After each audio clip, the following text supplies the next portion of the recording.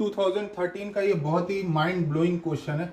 अगर ये क्लिक हो गया तो ये एक लाइन का भी क्वेश्चन नहीं है। तो क्वेश्चन क्या कह रहा है, in orthogonal turning of a bar of 100 mm diameter with a feed of 0.25 mm per revolution, depth of cut is 4 mm and cutting velocity is 90 meter per minute. It is observe, ये line बहुत ही important है, यही question का पूरा ये है, मतलब main line. It is observe that the main tangential cutting force is perpendicular to the frictional force.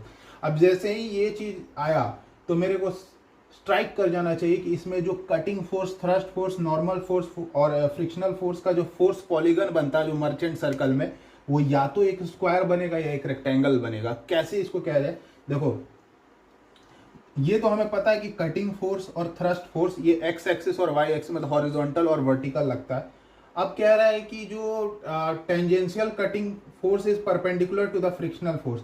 अब अगर ये जो कटिंग फोर्स है ये एक्स एक्सिस में है और इससे परपेंडिकुलर मेरा फ्रिक्शनल फोर्स है, तो फ्रिक्शनल फोर्स वाई एक्सिस में होगा, और फ्रिक्शनल फोर्स वाई एक्सिस में होगा तो फ्रिक्शनल फोर्स कैसा लगता है, रेक सरफेस के अलोंग लगता है। तो अगर हम लोग इसको एक्सटेंड कर दें वर्टिकली तो रेक एंगल कितना हो जाएगा यहाँ पे 0 डिग्री। तो ये हमें साफ क्लियर है। अब इसमें दो पॉसिबिलिटी, या तो ये फोर्स पॉलीगोन जो है या तो एक स्क्वायर बने या एक रेक्टेंगल बने। स्क्वायर कब बनेगा, जब ये फ्रिक्शन एंगल जो है 45 डिग्री होगा। रेक्टेंगल कब बनेगा, जब ये फ्रिक्शन एंगल 45 डिग्री नहीं होगा।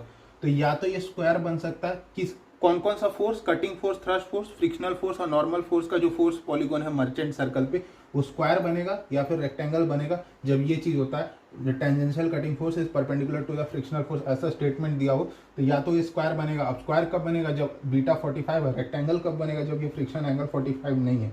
तो दो ही केस यहाँ पर पॉसिबल है। पहला क्वेश्चन पूछता है तो ऑर्थोगोनल रेक एंगल, नॉर्मल सा बात है कि ये इसी लाइन के अलॉन्ग जाएगा ना, तो यहाँ पे रेक एंगल 0 होगा। वर्टिकली इसको एक्सटेंड करो तो यहाँ रेक एंगल क्या हो जाएगा, 0 डिग्री।